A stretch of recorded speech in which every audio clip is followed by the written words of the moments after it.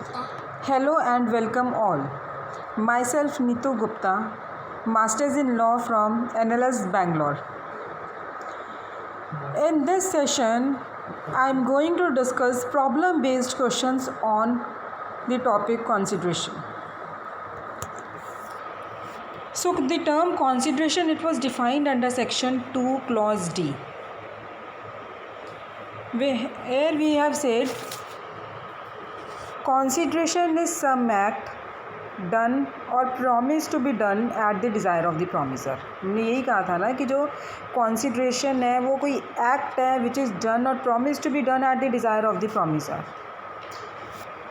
और an act done at the request of another express or implied is sufficient consideration to support a promise.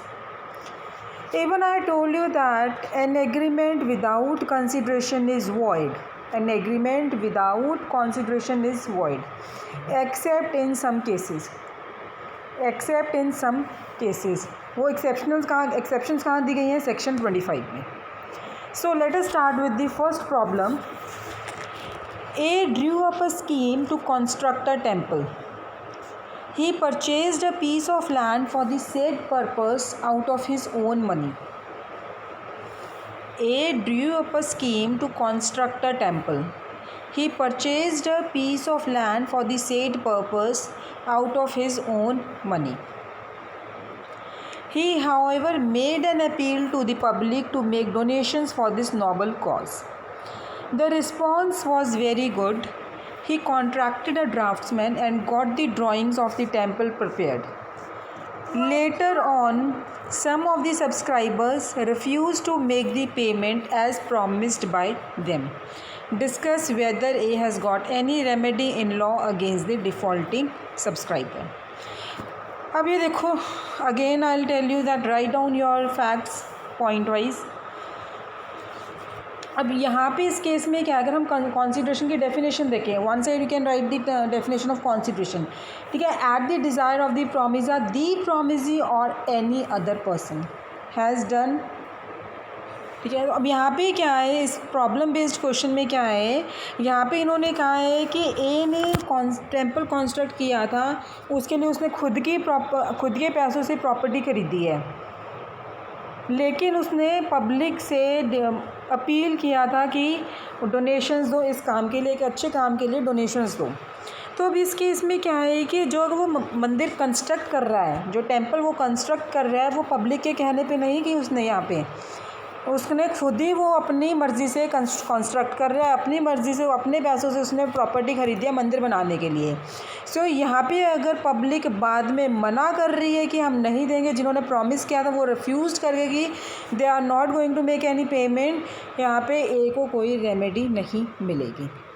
There was a case law, if you remember, Durga Prasad versus Baldev, जहाँ पे कि shopping complex build किया था collector के order पे,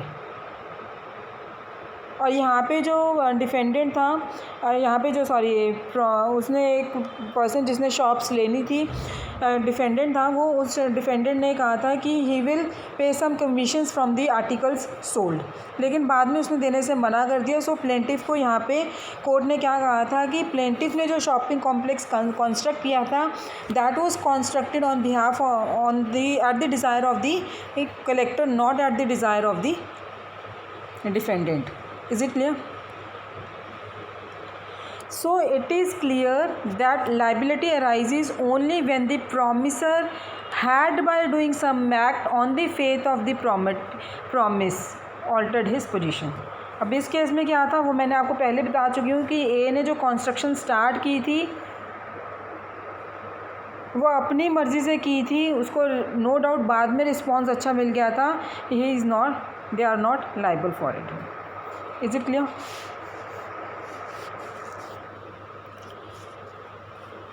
Next,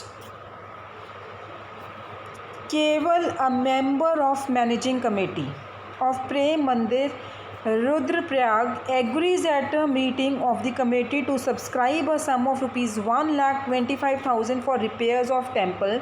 Subsequently, Keval refused to pay the said amount. Under what circumstances, if any, can the committee recover the aforesaid amount from Keval? Discuss.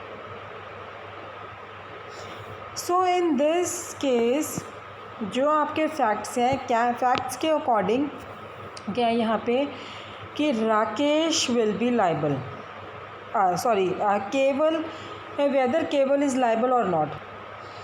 मैंने आपको क्या फैक्ट्स बताए हैं कि केवल ही is a member of managing committee of Prem Mandir Rudraprayag. वहाँ पे एक मीटिंग हुई थी कमेटी की जहाँ पे सब्सक्राइब, वहाँ पे उन्होंने कहा कि 1,25,000 रुपीज़ देंगे अगर टेम्पल की रिपेयर होगी। बाद में जब रिपेयर स्टार्ट हो गया सब्सिक्वेंटली केवल ने रिफ्यूज़ कर दिया कि he is not going to pay any amount.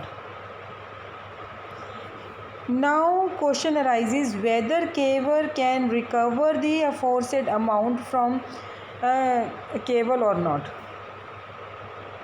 तो यहाँ पे क्या है कि अगर कमेटी ने टेम्पल रिपेयर करना स्टार्ट कर दिया देन केवल विल बी बाउंड टू पे the amount. Is it clear? There was a contract between X and Y for the carriage of cargo of goods belonging to Y. X और Y के बीच में contract हुआ किसके लिए?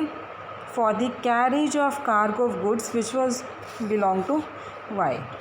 There was another contract between X and Z for the unloading of cargo from X ship. Y's goods were damaged through Z's negligence during unloading. Y claimed damages from Z. Z, relying on the clause in the contract between X and Y, exempting X from any loss or damage occasioned by the negligence of himself or his servants, declines to pay advice Y. यहाँ पे क्या है, जो contract हुआ था it contain the exemption clause against liability between X and Y and not X and Z. So therefore Z cannot make advantage of it against X. Is it clear? Next, M, mother of an illegitimate child, makes a contract with F, father of the child. एक illegitimate child है, उसकी mother father से contract करती है whereby father agrees to pay to mother rupees 200 per month in consideration for maintaining the child. After paying the promised amount for 6 months, father refuses to pay the same and takes the defense that M was performing only the statutory duty to maintain the child and therefore there was no consideration for the promise. Decide, will your answer be different if M married another person? Mother है illegitimate child की, उसने father से contract किया बच्चे के father से and in that contract father agrees to pay rupees 200 per month for maintaining the child. 6 months के लिए फादर ने पे किया, then he refuse to pay that 200 amount and he takes, father takes the defence कि जो mother है वो सिर्फ statutory duty perform कर रही थी, ठीक है, वो क्या थी, बच्चे को मेंटेन कर रही थी, इसीलिए यहाँ पे कोई कॉन्सिडरेशन है ही नहीं प्रॉमिस का, तो डिसाइड करो। अब यहाँ पे क्या है, इस केस में जो मैंने आपको पहले भी बताया था कि performance of a legal duty is no consideration for a promise. जो ऑलरेडी आपकी लीगल ड्यूटी है वो कोई कॉन्सिडरेशन नहीं है प्रॉमिस की। कॉन्सिडरेशन क्या है, it must be something more than what the promise is already bound to do. आप ये देखो, आपकी ड्यूटी है कि आप अपने बच्चे को मेंटेन करो, कुछ एक्स्ट्रा नहीं आप कर रहे थे। जो आपकी ड्यूटी उससे अलावा अगर आप कुछ एक्स्ट्रा काम कर रहे हो, एग्री किया आपने कि हाँ वो लीगल ड्यूटी तो मैंने परफॉर्म करने है, उसके अलावा भी मैं कुछ एक्स्ट्रा करूँगा, then it is a consideration. तो अब इस केस में whether father is liable to pay और नॉट।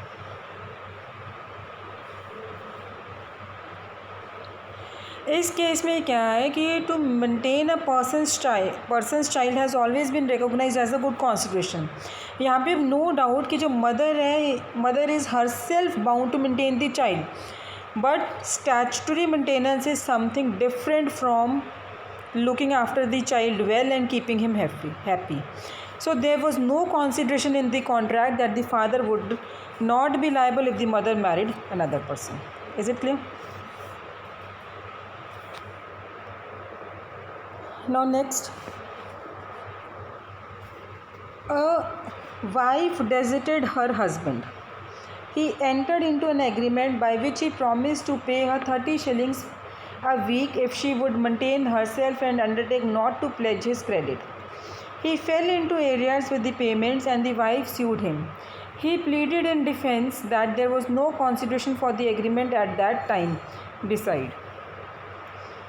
यहाँ पे जो अंडरटेकिंग थी to maintain her self and not to pledge her former husband's credit, ठीक है, जो उसने ये कहा था, अंडरटेकिंग ली की to maintain her self and not to pledge her former husband's credit, that is to lead a chaste life is a good consequence. Clear? The effects of this problem is based on a case law, that is Williams versus Williams. So these were some of the problem based questions on